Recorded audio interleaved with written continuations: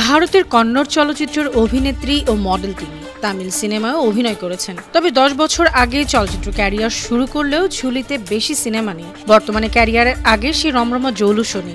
অভিনয় ও মডেলিং পেশার আড়ালে স্বর্ণ পাচারে জড়িয়ে পড়েছেন। গেল 14 দিনে 4 বার দুবাই যাওয়া আসা করেছেন তিনি। বিমানবন্দরে নিজেকে সবসময় পুলিশের বড় কর্মকর্তার মেয়ে বলে পরিচয় দিতেন। অবশেষে পুলিশের জালে ধরা পড়ে সেই মডেল ও অভিনেত্রী এখন রিমান্ডে। বলা হচ্ছে দক্ষিণ ভারতের কন্নড় সিনেমা ইন্ডাস্ট্রির জনপ্রিয় অভিনেত্রী রান্না রাওকে নিয়ে। গেল 3 মার্চ রাতে অভিনেত্রীকে গ্রেপ্তার করে আদালতে হাজির করা হয়। আদালত তাকে 14 দিনের রিমান্ড নেয়ার আদেশ দেয়। বিপুল পরিমাণ স্বর্ণ পাচারের অভিযোগে 3 মার্চ রাতে তাকে বেঙ্গালুরু আন্তর্জাতিক বিমানবন্দর থেকে গ্রেপ্তার করে ভারতের রাজস্ব গোয়েন্দা অধিদপ্তর।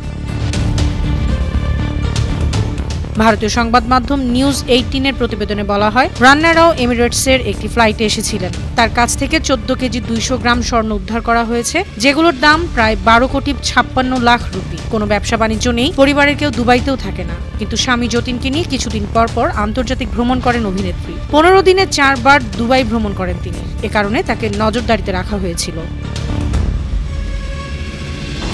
এরই ধারাবাহিকতায় এমিরেটসের একটি ফ্লাইট দুবাই থেকে বেঙ্গালুরু ফেরার পর রান্না রাওকে বিমানবন্দরে আটক করা হয়। রান্না রাও স্বর্ণ দিয়ে তৈরি পোশাক পরে ওই পোশাকের মধ্যে স্বর্ণের বার লুকিয়ে পাচার করছিলেন। তবে জেরার মুখে রান্না রাও পুলিশকে জানান তাকে সোনা পাচারের জন্য ব্ল্যাকমেইলিং করা হয়েছিল। আটকের পর অভিনেত্রীর বাসায় তল্লাশি চালিয়ে নগদ 2 কোটি 67 লাখ রুপি ও 2 কোটি 6 লাখ রুপির স্বর্ণ জব্দ করে পুলিশ। সব মিলিয়ে জব্দকৃত মালের মূল্য প্রায় 17 কোটি 29 লাখ রুপি।